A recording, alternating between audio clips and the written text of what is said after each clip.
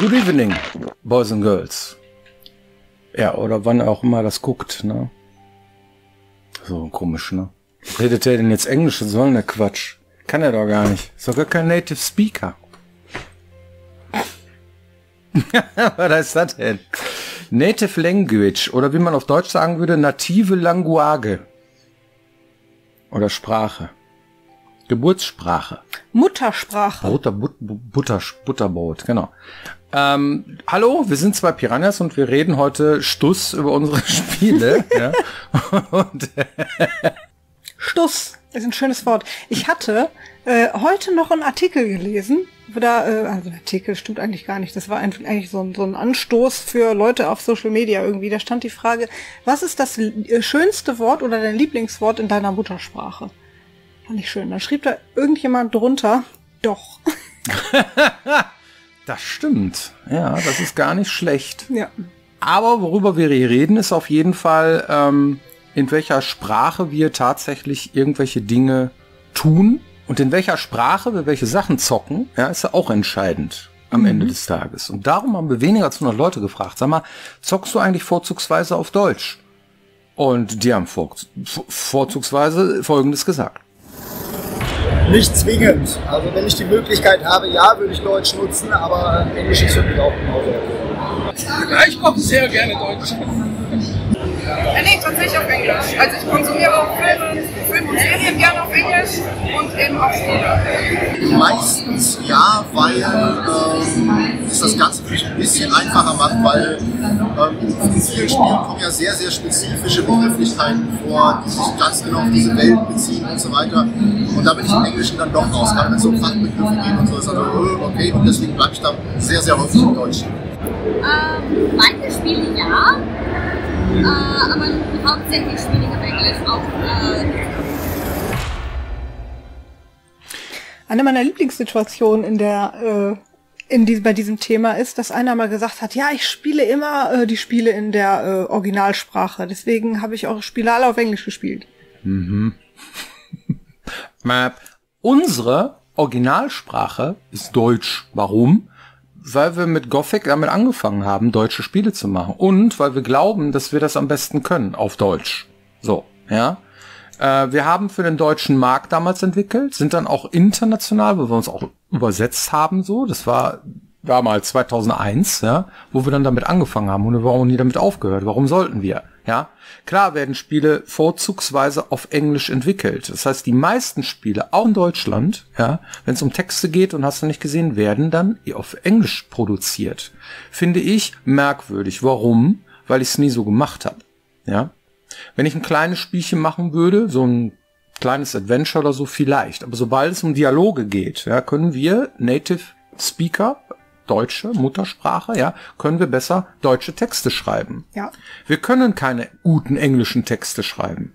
Können wir nicht. Punkt. Ja, wir können schon irgendwie, oder so, vielleicht kann man ja irgendwann eine AI bemühen, jetzt schreibt mir mal einen coolen englischen Text oder aber sowas. das ist nie so gut, als würden wir es in Deutsch machen. Das ist das einfach. Also klar, würdest du einen englischen Text hinkriegen, du würdest auch einen englischen Dialog hinkriegen, aber was weiß ich, wo der Unterschied ist zwischen Humor in Großbritannien oder in Amerika oder wie jemand das in anderen Ländern empfindet. Was finden die lustig, was nicht? Wie würden die das denn tatsächlich ausdrücken? Welche Vokabeln würden sie nutzen? Das wissen wir alles nicht, weil wir da nicht leben, weil wir das nicht irgendwie gelernt haben in dem Sinne, ne? Wir mit unserem Schulenglisch kommen da nicht so weit. Und deswegen wäre der Dialog immer mehr auf dem Punkt, wenn man es tatsächlich auch auf Deutsch macht. Und unsere Devise, damit umzugehen, ist dann zu sagen, gut, dann lassen wir eben unsere Dialoge und unsere Texte, und das sind ja nun mal auch echt nicht wenig, übersetzen. Erstmal ganz stumpf in Textform. Das kann man auf unterschiedliche Arten und Weisen machen. Man kann zum Beispiel einfach Google Translate bemühen, also das ist jetzt ein schlechtes Beispiel, ja, aber ein Tool, sage ich jetzt mal, und sagen, ey Tool, mach mal alles auf Englisch. Und dann macht das Tool irgendwas. Und das Ergebnis ist dann auch nicht unbedingt, also dann wäre es vielleicht besser, ich hätte es selber gemacht, ja, also man muss dann halt gucken, wie viel können denn die Tools heutzutage so. Deswegen macht man das in der Regel nicht so oder nicht ausschließlich so, sondern nimmt noch irgendwie im besten Falle ein englisches Team, welches entweder selbst übersetzt oder die Texte, die übersetzt sind, überarbeitet und sagt, nee, so würde man das aber nicht sagen, sondern eher so. Und dann machen die das quasi, das nennt man Rewriting, dann machen die das schön, in schönem Englisch. Ne? So, dass wir schon gar keine Ahnung mehr davon haben, aber so am besten englische Muttersprachler, die dann englische Texte in Englisch schön schreiben. Und das ist dann tendenziell schon sehr viel gängiger. Ne? Ja. Manchmal übertreiben sie auch ein bisschen, dass sie völlig sinnentfremdend Dinge übersetzen. Das ist auch schon öfter passiert, ja. Aber nun gut, es soll ja nicht die Regel sein und so weiter, aber es ist halt schon so, dass aus dem Englischen dann auch die anderen Sprachen dann übersetzt werden, weil die meisten Englisch sprechen und nicht Deutsch. Ja, das heißt, alle anders fremdsprachigen Versionen, die werden alle von Englisch in die entsprechenden Sprachen umgesetzt. So. Und das ist dann auch dann nicht native, ne? Das heißt, also der Originaltext ist auf Deutsch, so bei uns, bei unseren Spielen. Ne? Ja. Ja, es gibt dann so ulkige Situationen zum Beispiel, nehmen wir an, da muss man immer ein bisschen aufpassen, Namen sollen geändert werden. Stellt euch mal vor, einen Namen, den es in Deutschen gibt, gibt's in einem bestimmten Land überhaupt nicht. Zum Beispiel, ich denke mir jetzt einen aus, Detlef. Wir haben den Charakter Detlef genannt. Detlef steht in der Wüste und erzählt dir einen. Und Detlef gibt's aber gar nicht in dem Land. Und dann sagen die, ja, eigentlich gibt's den Namen nicht. Wir nennen den jetzt einfach John. Harvey. Harvey, ja, okay. Detlef wird jetzt Harvey. Und dann wird der umgemünzt, ja. Und irgendwann stehe ich irgendwie auf der Gamescom, irgend so ein Englischsprachler kommt auf mich zu und sagt, hey, what do you think about Harvey? Und ich denk, hä? Wer? Weil ich Harvey gar nicht kenne. Ich kenne nur Detlef. Und das ist natürlich dann so eine Sache, da muss man immer so ein bisschen gucken, dass man Sachen nicht zu sehr entfremdet, aber auf der anderen Seite auch so, dass sie für jeden irgendwie weiterhin Spaß machen. Ja.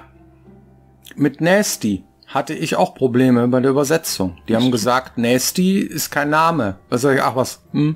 Ja, müssen wir unbedingt umbenennen. Ganz wichtig. Ja, nee, müssen wir nicht. Ja, Nasty heißt ja gemein. So, das sind die Leute confused. Das kam dann immer aus dem Übersetzungsbüro. Die sind confused. Die sind sowieso immer confused. Da alle confused im Übersetzungsbüro. Ja, so, ne?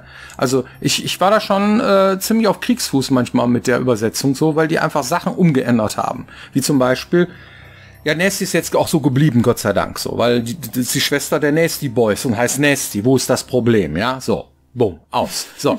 Aber da gibt's auch keine Diskussion. Da sagt der Künstler, und ich bin in dem Moment der Künstler, das Ding heißt so und fertig, dann ist das auch egal. So, ja. Aber dann gibt's auch so Sachen wie Friedensbringer, keine Ahnung. Das liebe ich auch. Wumme, Knallfrosch, Schrotze, Schrotflinte, was weiß ich. Ja, dann gibst du das in eine Übersetzung, dann schreiben die überall Shotgun, Shotgun, Shotgun, Shotgun, Shotgun. Ist ja auch eine Shotgun. So. Dann gehst du dann zum Händler und hast dann die ganzen Dinger so und dann denkst du dir, okay. Was kaufe ich jetzt? Die Shotgun oder die Shotgun? Ja, vor allem, wenn ein PT dir gesagt hat, bring mal den Friedensbringer oder so, und dann hat der eine das im Dialog dann als Peacemaker oder so übersetzt und der Typ, der die Items übersetzt hat, steht dann Shotgun. Ja, gib mir mal den Peacemaker. Gibt's nicht. So. Boah. Das ist doof. Da gibt's schon echt Probleme. Das heißt, da muss jemand mit Sinn und Verstand da dran gehen. Ja, und wir haben unseren Producer, den Michael Peck, der das dann auch macht, ja, der sich dann hinsetzt und jeden einzelnes Wort dann umdreht und guckt, ob es solche Probleme gibt. Das heißt, dass jemand, der die Items übersetzt hat, weil es ja immer mehrere Leute sind sehr viel Text, die schreiben, so, ne, dann, dass das auch zueinander passt. So, ja, dann bemüht er sich dann auch ein Glossar zu erstellen, zu sagen, so, das ist jetzt wichtig, die Items, die man dann kauft, dürfen dann nicht anders heißen und so weiter, weil die Texte stehen noch nicht immer an einer zentralen Stelle. Die Dialoge stehen an der Stelle, das heißt, wenn einer einen Peacemaker haben will von dir, darf der nicht eine Schrotze kriegen. So einfach ist das. So, weil das eine muss gesprochen werden, das andere ist nur geschriebener Text. So, ja. Und dann passiert Folgendes, dann hast du eine englische Übersetzung und dann wird aus dem Englischen, was ja schon einmal übersetzt war, dann wieder in die anderen Sprachen übersetzt, weil Englisch schon mal die Weltsprache ist. Das heißt, du hast im Grunde genommen einen Text, ja, ihr kennt das, Stille Post, zweimal übersetzt. Wenn ich jetzt zum Beispiel auf Polnisch das Spiel spiele, dann ist das schon zweimal übersetzt worden.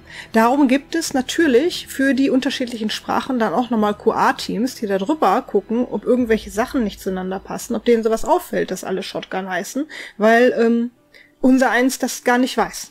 Ich weiß gar nicht, war das bei Skyrim oder irgendwo, oder war das so? dass dass der Feuerball irgendwie Heilkraut hieß oder so. Da war der Heiltrank war Feuerball oder andersrum irgendwie so. Das war auch ein Übersetzungsfehler so. Das ist sogar noch so noch was völlig anderer Sinn drin so. Das heißt, das ist tatsächlich ein Bug, nicht nur bei der Übersetzung, sondern völlig falsch gewesen so. Ja. Und das kann dir auch passieren. Das ist sehr kompliziert. Gerade diese ganzen Übersetzungen und so weiter, da muss man sehr sorgfältig sein. Wird doch heute nicht mehr so gerne akzeptiert von der Spielerschaft. Ne? Wenn es Übersetzungsfehler gibt oder so, dann da kriegt man sofort einen auf den Deckel. So, ne? Das ist falsch, das ist ein Bug, das muss behoben werden und das ist einfach.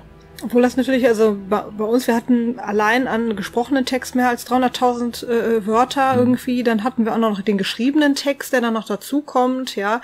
Und wenn man das alles in allem nimmt, könnt ihr euch vorstellen, unwahrscheinlich viel Zeit investieren, das zu testen immer wieder, um zu versuchen, da die Fehler rauszulutschen. Und da geht dann halt auch sehr viel Zeit und Geld ins Land, um da zu gewährleisten, dass das alles passt. Und je mehr Sprachen du jetzt irgendwie hinzunimmst, desto aufwendiger und teurer wird natürlich dann diese Arbeit, die dadurch entsteht. Darum, auf Anhieb mag man immer sich wünschen oder meinen irgendwie, ja, komm, hier, übersetzt das doch in möglichst viele Sprachen und alle möglichen Herren Länder irgendwie, das ist doch dann besonders cool. Aber wenn du es irgendwie in Sprachen übersetzt und in dem Land kaufen es dann halt nur irgendwie 200 Leute, dann ist das, dann bleibt es reiner Fanservice, ne, den man sich dann leider auch erstmal leisten können muss.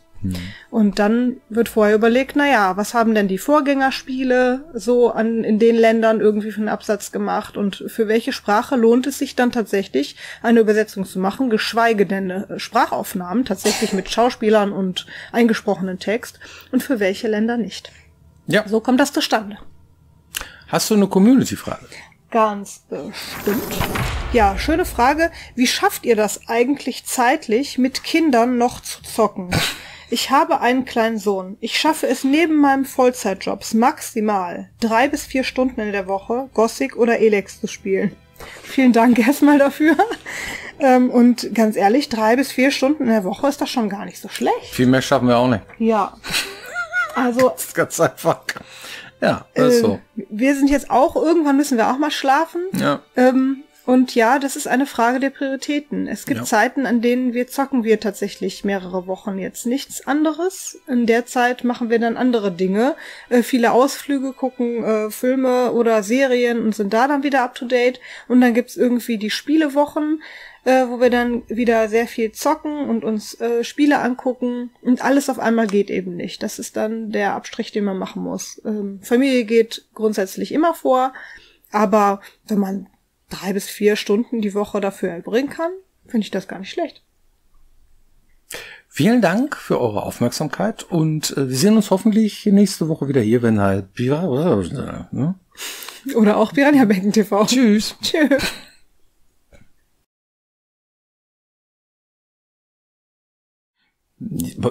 Ja, ich bin halt schon ein bisschen durch.